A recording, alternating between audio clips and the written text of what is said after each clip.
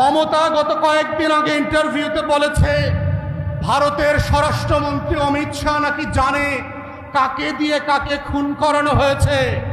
বাংলাদেশের পররাষ্ট্র মন্ত্রণালয়কে এখনো দেখলাম না চিঠি লিখে ভারতের কাছে ব্যাখ্যা চাইবার জন্য যে মমতা এবং অমিত শাহ মিলে ওসমান হাদির হত্যাকারীদেরকে কিভাবে বাঁচানোর চেষ্টা করছে তার ব্যাখ্যা চাওয়ার ব্যাপারে।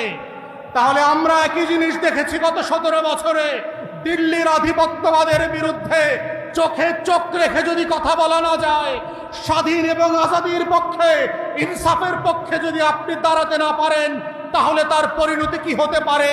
কিন্তু আমরা ধারণা করেছিলাম আপনারা শিখবেন, আপনারা লেসন লার্ন করবেন এবং জবাবদিহিতা চাইবেন। দুঃখজনক হলেও সত্য, আমাদের সংসদ এবং সংসদের বাইরে সরকারি দলের নেতারা, পররাষ্ট্র মন্ত্রণালয় এখনো এই বিষয়ে কোনো ব্যাখ্যা চায় নাই। আমরা সংসদ বসছে, এখন চলমান আছে।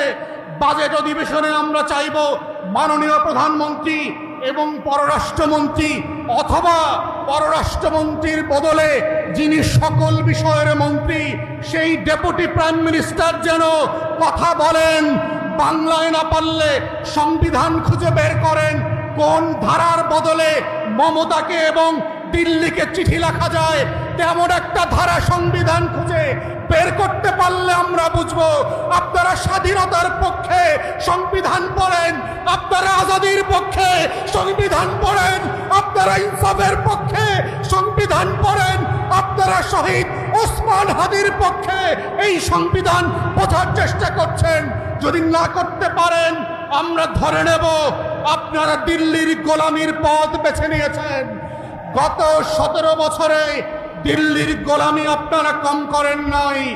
আপনাদের মন্ত্রী মিনিস্টার নেতারা অমিত শাহের পায়ে গিয়ে অর্ঘ্য দিয়ে আসছে, মাথা নত করে সেজদা করে আসছে, তারপরও দিল্লি আপনাদেরকে বিশ্বাস করে নাই। অতএব সেই অতীত থেকে যদি আপনারা না শেখেন, তাহলে বুঝতে হবে আপনারা বদলান নাই, আপনাদের খাসলত বদলায় নাই। আপনারা বাংলাদেশকে নতুন করে শাসন করতে প্রস্তুত না, এবং যেটার প্রমাণ গত 3.5 মাসে আপনাদের প্রত্যেকটা কথায়, কাজে, কর্মসূচির মধ্য দিয়ে আপনারা প্রমাণ করছেন। আমরা দেখেছি মাননীয় প্রধানমন্ত্রী খুবই ভালো কথা বলেন না, খুবই চুপচাপ থাকেন, কিন্তু যে কথা বলছেন সেই কথাগুলোর সাথে আমরা কাজের মিল খুঁজে পেতে চাই। পুলিশের সামনে বক্তব্য দিচ্ছেন, রাজনৈতিক কারণে পুলিশকে ব্যবহার করবার কারণে আইনশৃঙ্খলা বাহিনী ভেঙে পড়েছে। সেই অনুষ্ঠানে পুলিশের ডিআইজি বক্তব্য দিচ্ছে কিভাবে ক্লাস 7 থেকে সে জাতীয়তাবাদী জিয়ার রাজনীতি করে বিশ্বাস করে। আপনি তাকে মন্দ কিছু বলেন নাই। ঢাকা বিশ্ববিদ্যালয়ে শিক্ষকদের সামনে বলছেন রাজনীতি করবার কারণে, রাজনৈতিক অ্যাপয়েন্টমেন্টের কারণে, শিক্ষক নিয়োগের কারণে আমার শিক্ষা ব্যবস্থা ভেঙে পড়েছে। সেই বিশ্ববিদ্যালয়ে আমরা দেখেছি কিভাবে আপনার ধান কাটা ভিসি চারপাশে বসেছিল আপনার অ্যাপয়েন্টেড। অতএব এই কথা কাজের অমিলের থেকে আমরা কথা কাজে মিলের রাজনীতি দেখতে চাই, এবং এই মিলের রাজনীতি হচ্ছে 2024-এর গণ অভ্যুত্থানের রাজনীতি। এটাই হচ্ছে জুলাই সনদের সংস্কার বিচারের রাজনীতি।